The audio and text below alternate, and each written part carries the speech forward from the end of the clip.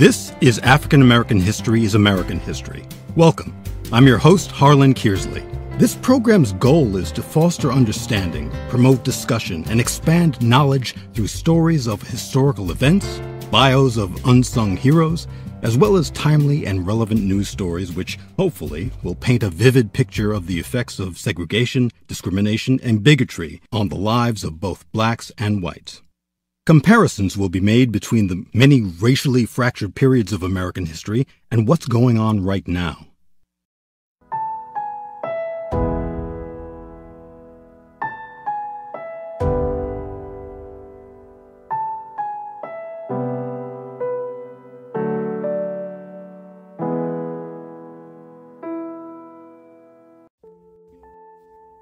In the early 20th century, Jim Crow was in full force. Fewer than 30 African Americans were registered to vote in Albany, Georgia, thanks to segregation and intimidation. For decades, the situation in segregated Albany had been insufferable for its black citizens, who made up just over 40% of the town's population. At the time of the Albany Movement's formation, sexual assaults against female students of the all-black Albany State College by white men remained virtually ignored by law enforcement officials. Local news stations such as WALB and newspapers such as the Albany Herald refused to truthfully report on the abuse suffered by the movement workers at the hands of local white people, even referring to blacks as the N-word, both on air and in print. Starting in the summer of 1961 and ending in the summer of 1962, the Albany Movement was the first mass protest in the modern civil rights era to have as its goal the desegregation of an entire community. The protest resulted in the jailing of more than 1,000 African Americans in Albany, Georgia, and the surrounding rural counties. History tends to skip over the Albany Movement simply because it was unsuccessful at desegregating public spaces in southwest Georgia. But those directly involved in the movement would disagree. For if the Albany Movement had not taken place, then the Reverend Dr. Martin Luther King Jr. and the many groups and activists who took part in the movement probably wouldn't have learned the important lessons of strategy and tactics that they would need to carry with them to Birmingham, Alabama, and other future successes in desegregation and policy changes in the Deep South.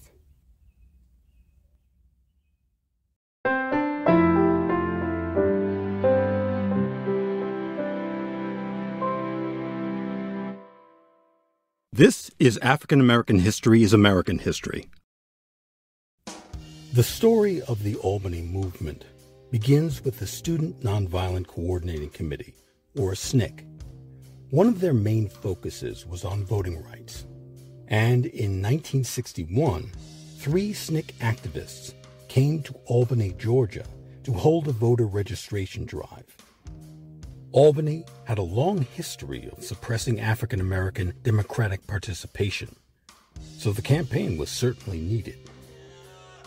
The activists were Charles Sherrod, Cordell Reagan, and Charles Jones.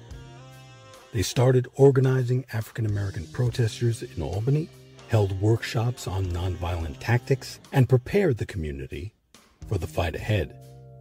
Their first real chance for action came on November 1st, 1961, when the Interstate Commerce Commission ban on racial segregation was scheduled to go into effect.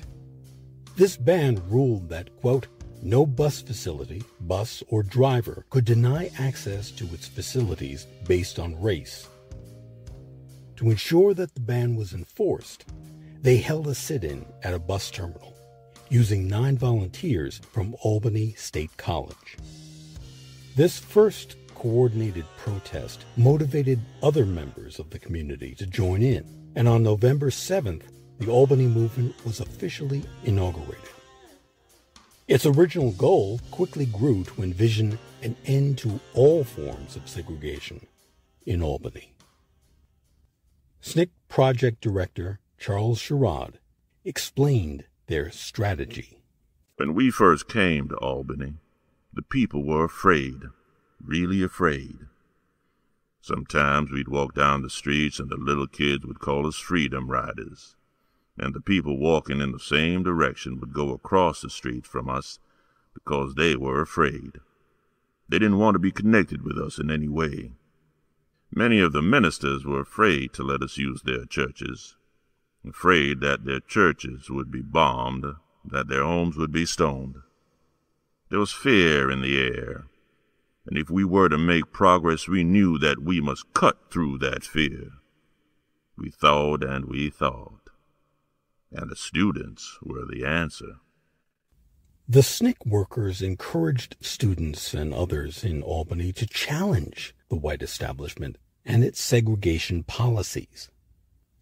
In nearby Baker County, Georgia, lawyers were pushing the case of Charles Ware against Sheriff L. Warren Johnson of that county for shooting Ware multiple times while in police custody. Unfortunately, in 1963, Sheriff Johnson was acquitted in his federal trial in the Ware case. This and other horrific cases shed light on the conditions of segregation and oppression that African Americans were being forced to endure. From the start, the SNCC workers faced opposition from not only whites, but conservative African Americans as well. Thomas Chapman, the head of the local youth council of the NAACP, was highly opposed to Sheridan Reagan's activism at first. As a result, some of the members of the Albany African American Criterion Club considered driving Sherrod and the other two SNCC workers out of town. But thankfully, they didn't take this action.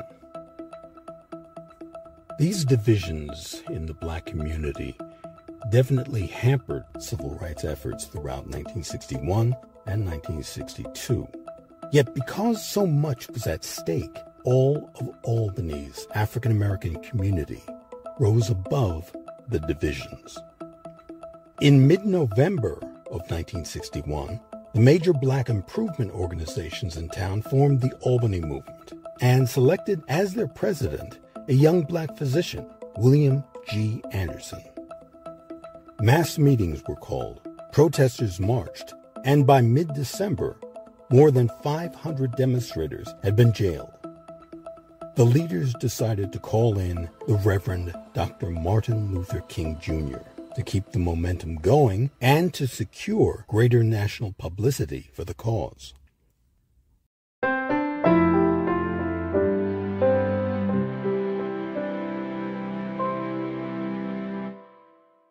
This is African American History is American History. Many groups soon took part in the Albany Movement, including SNCC, the NAACP, and local activists from the Southern Christian Leadership Conference, or SCLC, which the Reverend Dr. Martin Luther King Jr. had co-founded with lifelong activist Ella Baker. While Dr. King was the face of the SCLC, it was the political savvy of Ella Baker, viewed by some as the most influential woman in the civil rights movement. It was Baker that birthed the organization and set its agenda. Baker also had pivotal roles in the NAACP and was the founder of SNCC. In December, Dr. King spoke at a mass meeting. His initial goal was simply to offer counsel rather than become a participant. Yet he found himself drawn into the nonviolent demonstrations. Almost immediately after arriving, Dr. King and the others ran into roadblocks with the police, but not the sort of violent reaction most people associate with that era. Albany Police Chief Laurie Pritchett, familiar with the tactics of nonviolent campaigns, knew that these movements gained national sympathy when Americans saw news broadcasts of police cracking the heads of peaceful protesters. So he decided to fight nonviolence with nonviolence. Pritchett ordered his officers not to respond violently to the Albany Movement protesters, at least not while there were cameras around. Instead, They employed the tactic of mass arrests, pulling hundreds of protesters off the street at a time. These arrests were done efficiently and without excessive force for cameras to see. No images of violence spread across the television networks.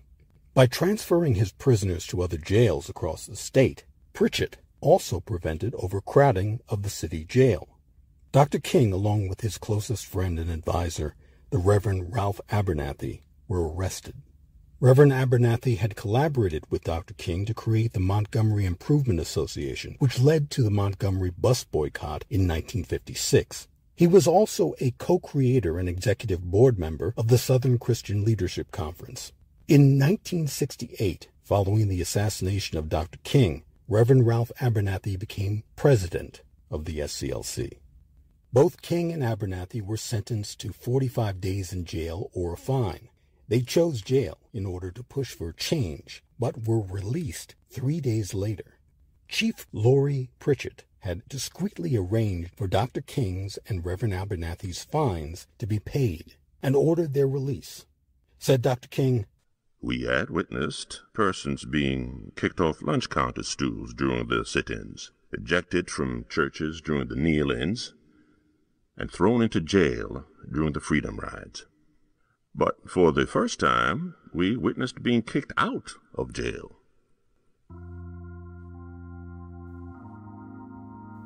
After nearly a year of intense activism with few tangible results, the movement began to deteriorate. Yet local activism continued even as national attention shifted to other issues.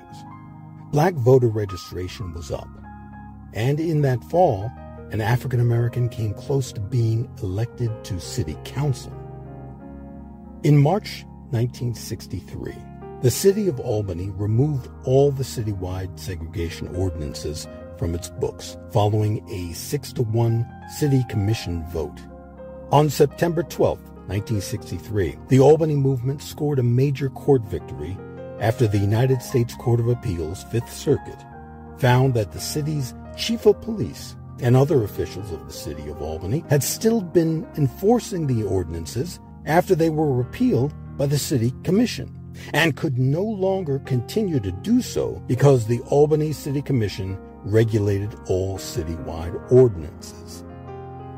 Although the rallies themselves had failed, the Albany Movement provided insight on the media and its relation with white supremacists. Historian, author, professor, playwright, and activist Howard Zinn, who also played a role in the Albany Movement, wrote in his book titled "You Can't Be Neutral on a Moving Train," quote, "It has often been said by journalists, by scholars, that Albany, Georgia was a defeat for the movement because there was no immediate victory over racial segregation in the city. That always seemed to me a superficial assessment, a mistake often made in evaluating protest movements. Social movements may have many defeats, failing to achieve objectives in the short run. But in the course of the struggle, the strength of the old order begins to erode. The minds of people begin to change. The protesters are momentarily defeated but not crushed, and have been lifted, heartened by their ability to fight back. Albany was changed forever by the tumultuous events of 1961 and 1962. However, things looked the same when the situation quieted down." End quote. The Reverend Dr. Martin Luther King Jr. later said about the setbacks of the Albany Movement, "The mistake I made there was to protest against segregation generally rather than against a single and distinct facet of it. Our protest was so vague that we got nothing, and the people were left very depressed and in despair. It would have been much better to have concentrated upon integrating the buses or the lunch counters. One victory of this kind would have been symbolic, would have galvanized support and boosted morale. When we planned our strategy for Birmingham months later, we spent many hours assessing Albany and trying to learn from its errors. Our appraisals not only helped to make our subsequent tactics more effective, but revealed that Albany was far from an unqualified failure. Finally, in 1976, Charles Sherrod, one of the 3 SNCC members who came to Albany, Georgia in 1961, was elected Albany, Georgia's city commissioner. He served in that position until 1990.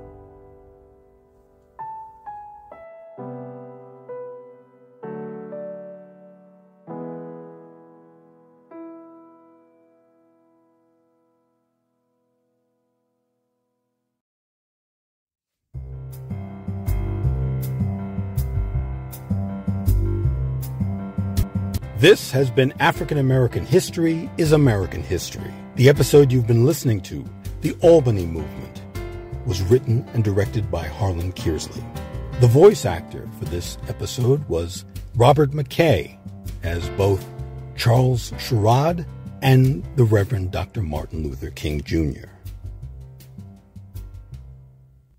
I'm Harlan Kearsley, and on behalf of everyone involved in African American History is American History, thank you for listening.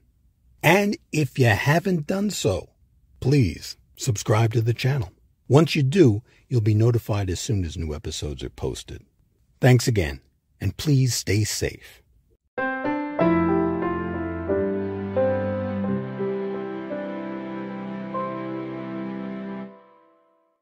African American History is American History. Copyright H.C. Kearsley, 2022.